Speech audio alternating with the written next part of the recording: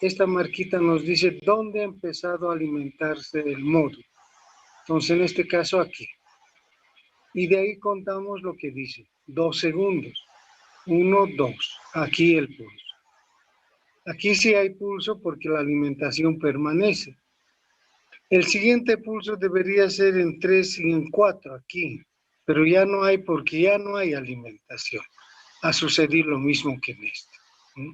Entonces solo hay este pulso de este módulo. Una vez que conocemos este B sub B, entonces ya podemos analizar este otro. Hasta antes del pulso no hay nada en BZ. ¿Por qué? Porque el UJT, perdón, el SCR es circuito abierto, no hay cociente, BZ es 0. Hasta antes del pulso. Una vez que llega el pulso, dispara el SCR, cortocircuito, BZ es B. Y eso lo tenemos aquí y ahí se queda. Se mantiene en B. Esta es la respuesta, si ustedes quieren, de BZ. ¿Alguna duda, alguna pregunta de este ejemplo? ¿Está claro? ¿No hay duda? ¿Puede volver a repetir de B sub A? El B sub A. ¿Cuándo hay B sub A? Cuando cierra los contactos. ¿Cuándo cierra los contactos? Cuando funciona el relé.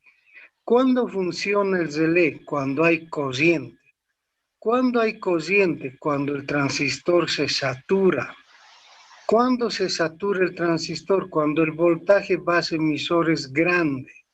¿Cuándo el voltaje base emisor es grande? Cuando la impedancia del sensor es grande. ¿Cuándo es grande la impedancia del sensor? Sin luz. Por eso en los tramos que no hay luz, que no hay B luz, existe BA. Aquí también. En este otro tramo donde sí hay luz, no hay BA. Analizaremos eso más si ustedes quieren. Cuando hay luz. Cuando hay luz, la resistencia del sensor es pequeña. Si la resistencia del sensor es pequeña, el voltaje base emisor es pequeño. Si el voltaje base emisor es pequeño, el transistor se corta. Si el transistor se corta, no hay corriente porque está abierto. Si no hay corriente, no funciona el relé. Si no funciona el relé, no cierra contactos. Y por lo tanto, BA es 0. Ahí está, 0. Aquí también. ¿Algo más? Repetir esta parte de los puntitos. Estos puntos, decía, nos indican cuándo empieza a alimentarse el módulo del UJT. Aquí empieza aquí, desde 0. Ahí hay que contar 2, pero como vemos aquí se cae, o sea, no tiene tiempo este condensador de cargarse para hacer disparar el UJT. Entonces no sirve. Volvemos a poner el puntito aquí donde empieza otra vez a alimentarse el módulo. Y de aquí otra vez contamos 2 y ahí sí hay pulso porque todavía hay B sub A. Y una vez que tenemos este pulso ya obtenemos BZ. ¿Alguna duda? ¿Alguna pregunta? Como vemos, una vez que el SCR funciona, se queda funcionando y el dispositivo, la carga, en este caso se queda funcionando. Pero como decíamos ayer, esto no debería ocurrir indefinidamente. En algún momento tenemos que pararlo, en algún momento tiene que apagarse, tiene que dejar de funcionar. Para eso existen lo que se denominan los circuitos de bloqueo. Nosotros vamos a analizar 2 y los vamos a probar. Hay muchos más, ¿no? Incluso bastaría con colocar un cable aquí en cortocircuito entre ánodo y cátodo del SCR para que se bloquee. ¿Por qué? Porque hemos dicho entre las características del SCR, que está lo que vimos ayer, que el SCR deja de funcionar o se bloquea cuando el voltaje ánodo-cátodo es menor a 0,6. Entonces, si tenemos un voltaje ánodo-cátodo menor a 0,6, el SCR está bloqueado. Y obviamente si yo conecto un cablecito de ánodo a cátodo, estoy cortocircuitando esto, el voltaje es 0, el SCR se bloquea. Pero obviamente eso es una forma muy básica de bloquear. Para eso existen circuitos.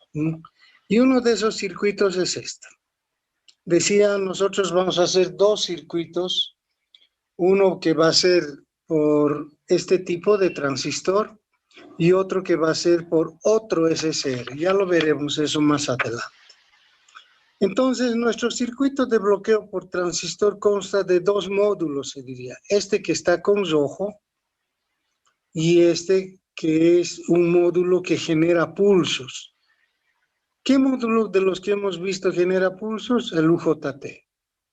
Es uno de tantos, pero ese es el que nosotros vamos a usar. Donde aquí genera un pulso, ya se funcionará esto. Lo importante es ver cómo funciona esto, cómo es que lo bloquea este. Vamos a suponer que este está funcionando ya. Ya ha sido disparado este, BZ es B, está funcionando la carga. Queremos que deje de funcionar. Para eso necesitamos un pulso de este. Cuando este da un pulso, vean, está entrando el pulso, entonces suponemos que lo satura este transistor. Cuando el transistor este se satura, conocemos que el voltaje colector-emisor es 0,3 en saturación. Ya lo hemos escrito eso en nuestras ecuaciones desde el primer circuito que hemos analizado. Entonces, al ser 0,3 colector-emisor que está en paralelo con ánodo-cátodo, el SCR se bloquea. ¿Por qué? Porque 0,3 es menor que 0,6. Hemos dicho, cuando aquí hay un voltaje menor a 0,6, se bloquea el SCR. ¿Bloquear qué quiere decir? Que se abre. Circuito abierto. Entonces, eso es lo que hace este circuito, este sistema, porque tiene dos módulos. Cuando no hay pulso, no hay corriente, el transistor está cortado, es como si no existiera. Hay un término en telecomunicaciones que se usa y se dice que para este circuito, para el principal, este otro no se ve. Este otro no existe cuando este transistor está cortado. O sea, es transparente. Solo este circuito le afecta cuando este se satura, porque cuando este se satura, colector emisor decía 0,3 y ánodo cátodo, por lo tanto, también es 0,3, que no basta para que funcione el diodo y se bloquea. Esta secuencia lo vemos mejor en este siguiente gráfico. Aquí tenemos nuestro circuito ya con el transistor, que ya está conectado colector al ánodo y emisor al cátodo. Y aquí nuestro pulso, que vean, yo lo he dividido en tres tiempos, tres etapas de tiempos. Antes que llegue el pulso, aquí esta partecita, antes que llegue, durante el pulso, o sea, durante el momento del pulso, y un tercero que es después del pulso, después, cuando ya desaparece. Entonces el análisis va a estar hecho en base a estos tres tiempos. Antes que llegue, durante el pulso, después del pulso. El primer caso, antes que llegue. Entonces no hay pulso, no hay corriente por base, no hay corriente colector, transistor cortado. Es como no existiera. No le afecta a este circuito que está ya funcionando, por eso está cortocircuitado. O sea, el SCR está funcionando cortocircuito. Entonces, el circuito está funcionando normalmente el principal. BZ es B. Existe corriente. Eso es antes del pulso. Ahora, ¿qué sucede cuando llega el pulso? Cuando llega el pulso, el transistor se satura como vemos, el voltaje colector-emisor es 0,3. Y si este voltaje es 0,3, el SCR se abre, porque 0,3 es menor que 0,6. Entonces, el SCR, que antes estaba como cortocircuito cuando funcionaba, ahora es circuito abierto. Pero todavía existe BZ, vean. ¿Y por qué existe BZ si esto se ha abierto? Porque ahora la corriente que viene por la carga ya no va por aquí, obviamente, porque es circuito abierto, sino viene por aquí, por el transistor. O sea, sigue habiendo BZ. Todavía no hemos cumplido nuestro objetivo de bloquear el sistema, porque lo que queremos es que este BZ sea cero. Eso solo se logra en el tercer tiempo, después de el pulso de disparo. O sea, aquí, cuando ya ha pasado el pulso de disparo. Cuando ha pasado, entonces otra vez el transistor se corta porque ya no hay corriente. Entonces el transistor cortado es abierto. Esto se ha abierto, esto ya estaba abierto, ya no hay corriente, BZ es 0. En este momento, después del pulso, recién hemos logrado que BZ sea 0, que nuestra carga no funcione, que el relé no funcione. Si estuviera un foco, que el foco no funcione. Si estuviera un motor, que el motor no funcione. Recién aquí, en este momento, después, no durante, porque durante el pulso, como vemos aquí, todavía existe BZ porque la corriente va por el transistor. Por eso es muy importante en este sistema de bloqueo que este sea un generador de pulsos, no de nivel, de pulso, porque tiene que haber un momento de antes, durante y después, porque si esto fuera nivel, se quedaría en el durante, o sea, se mantendría y la carga seguiría funcionando, y eso no queremos. Queremos que haya así un circuito abierto total para que no haya corriente y por lo tanto BZ sea 0. Y recién aquí lo hemos bloqueado. Insisto, recién se ha bloqueado el sistema después del pulso de disparo. ¿Bien?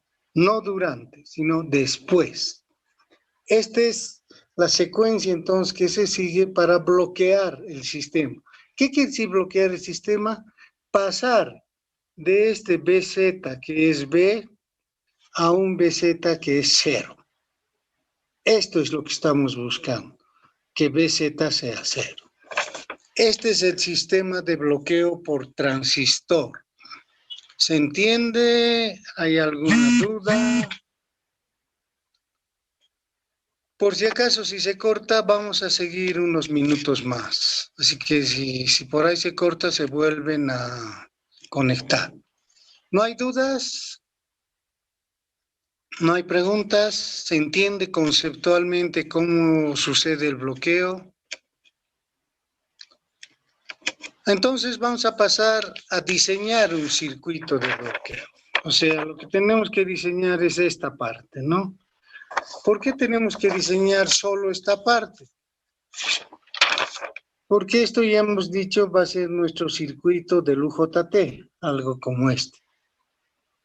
Ese va a generar los pulsos. Eso entonces ya sabemos hacer. Solo nos falta esta parte. Entonces estamos yendo a eso. Por eso solamente mostramos este circuito.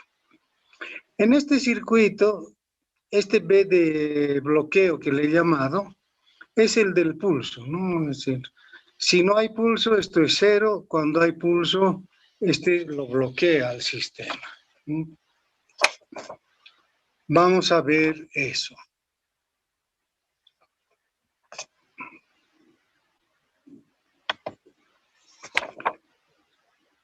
Cuando no hay pulso, esta corriente es 0, esta otra también, el transistor está abierto, no hay nada que escribir, no hay ecuaciones para escribir. Solo hay ecuaciones para escribir cuando existe el pulso, durante el pulso. Durante el pulso, entonces, hay un IB, hay un IC, como el transistor se va a saturar, colector emisor es 0,13. Entonces, podemos escribir las ecuaciones de este circuito, que son estas. Vean, aquí tengo el BCC, estoy hablando de la parte derecha del circuito, de esta parte. BCC es igual entonces a IC por RC, IC por RC, más 0,3, esta malla. Repito, BCC es igual a IC por RC más 0,3, eso está aquí. Y luego esta otra malla, BB, que es el voltaje del pulso, BB, es igual al IB por el RB, IB por RB, más el voltaje de saturación del transistor, 0,8. Estas son las dos ecuaciones de este sistema. Y finalmente la relación de cocientes del transistor, que es IB mayor o igual a IC sobre beta. Esto ya habíamos analizado, si recuerdan, en nuestro primer circuito, en la primera clase. Y decíamos que en esta condición, lo que se necesita es de que se cumpla esa relación del IB mayor o igual que el IC sobre beta. En nuestro primer ejemplo habíamos puesto aquí un 2, habíamos dicho que sea 2. Otros podrían haber puesto que sea 5 y así sucesivamente, ¿no? La cuestión es que cumpla este mayor o igual. Esa relación de mayor o igual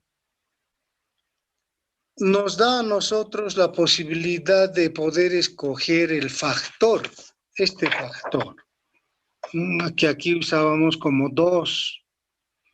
Pero no siempre tiene que ser 2, decíamos, tiene que ser 5, o puede ser 10, o puede ser 20, y así, sucesivamente.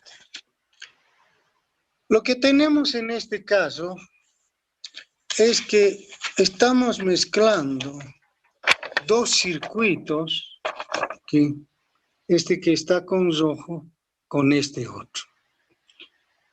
Estamos integrando esos dos circuitos, estamos acoplando, para decirlo técnicamente, este circuito a este.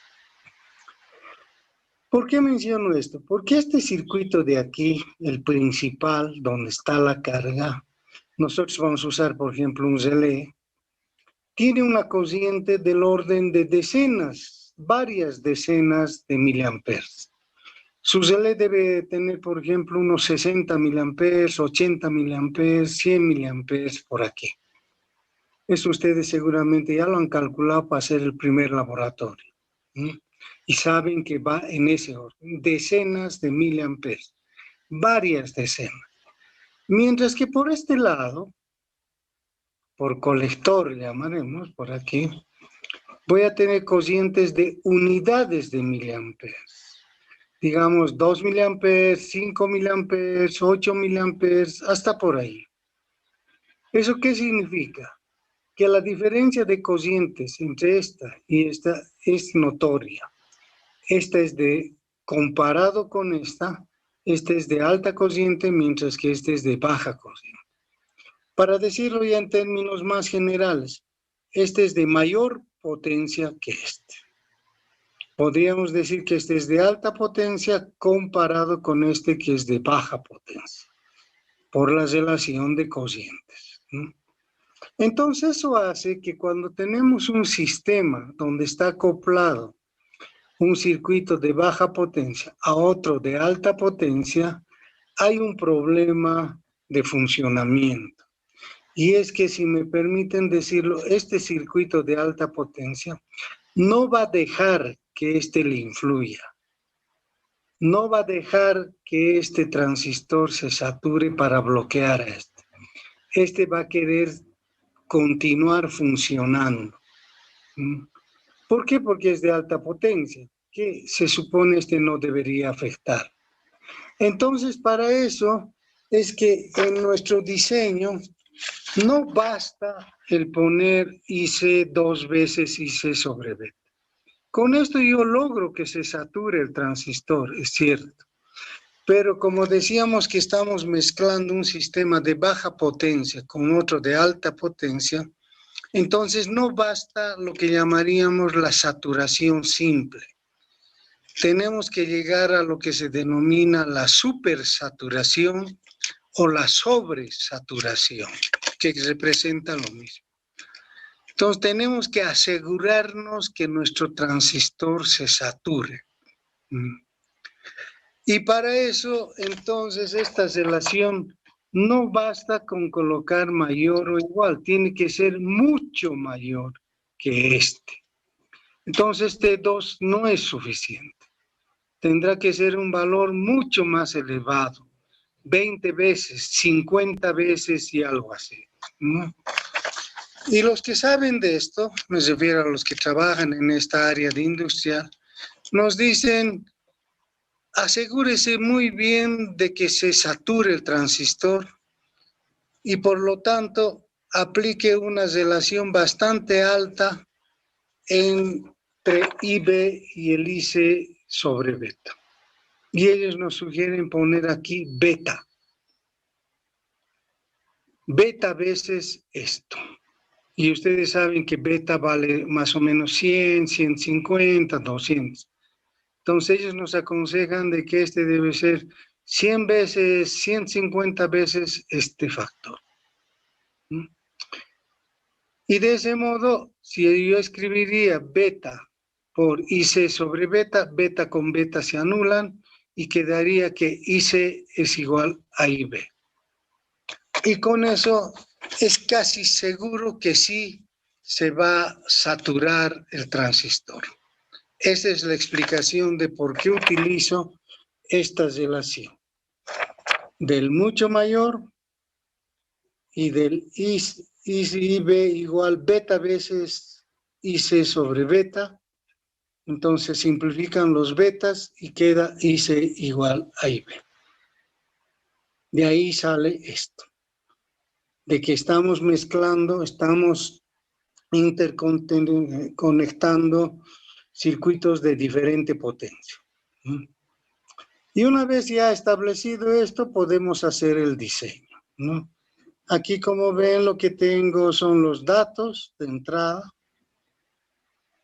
Nos damos un VCC de 5 voltios, un B de bloqueo de 2 voltios y un RC de 1K. Y con eso nos vamos a estas dos ecuaciones, donde ya no hay IB y IC, ya hay solo uno de esos, ¿no? O IB o IC, porque son iguales, ¿no? Y de ahí tenemos esto, hallamos primero IB, aquí está el valor, luego despejamos de la otra el RB y encontramos eso. Y listo, con eso está diseñado el circuito. ¿Se entiende esto? ¿Se entiende el porqué de esto? ¿Está claro? ¿Hay alguna duda del circuito de bloqueo? El diseño, como ven, es muy sencillo. Ustedes lo tienen en esta hojita y lo van a poder revisar.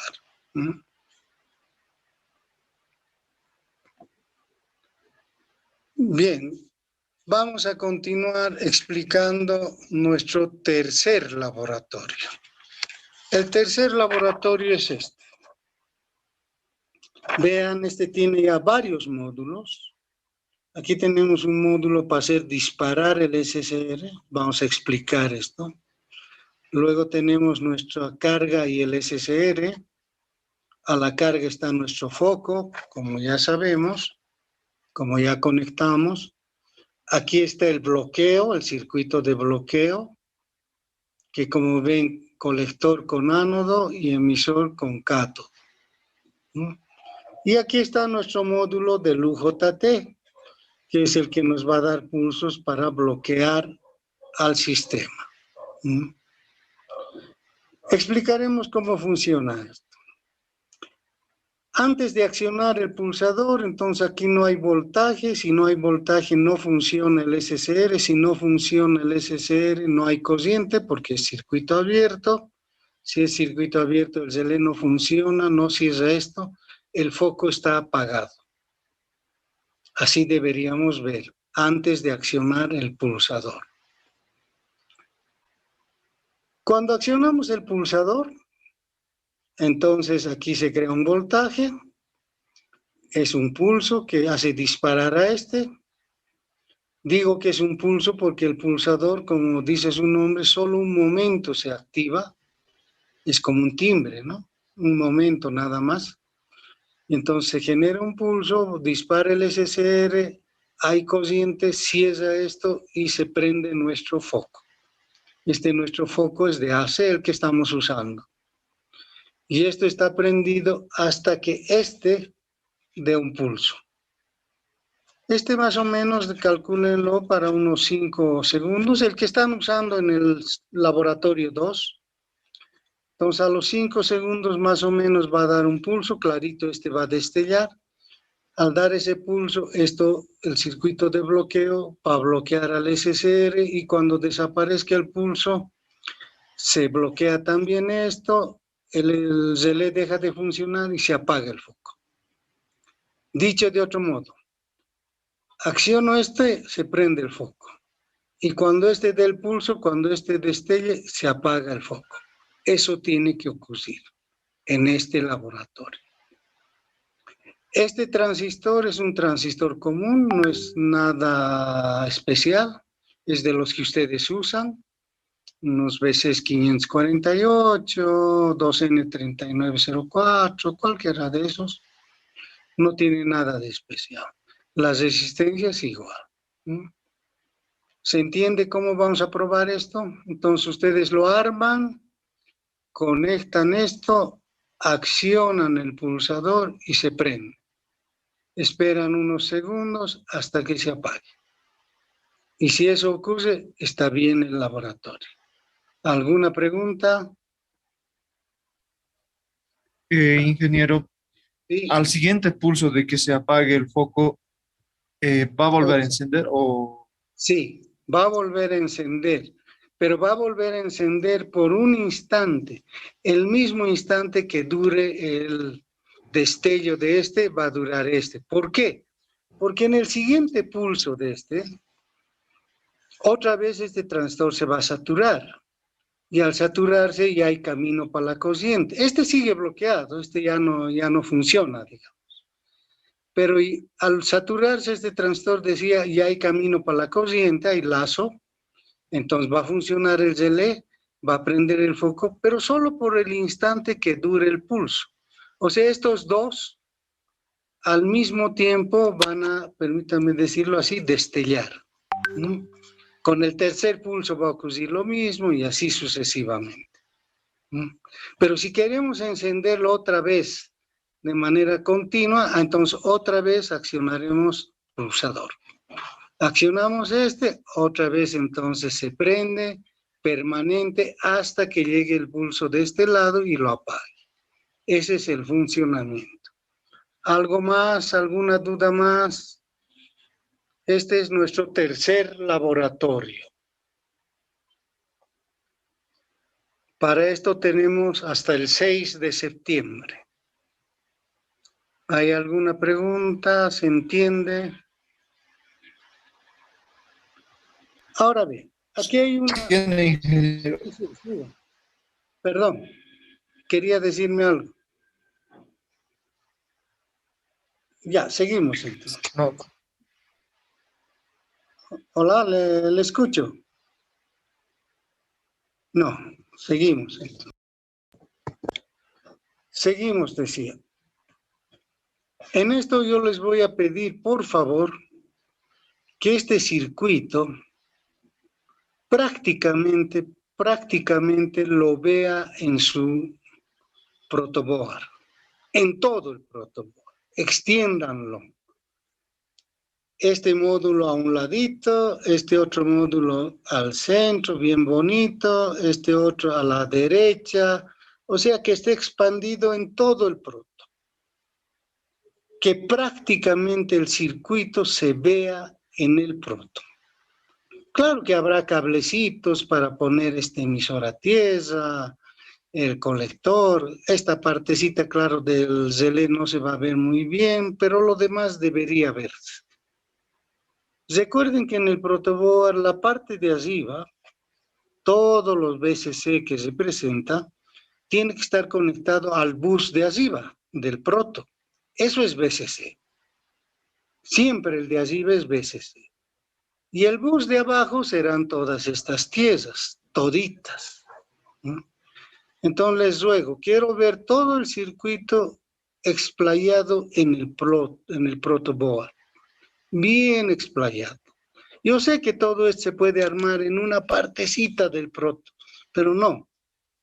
Yo quisiera que me lo armen bien expandido, con cablecitos, van a necesitar cablecitos, y que se vea claramente cada módulo. Este otro módulo, este otro y el principal.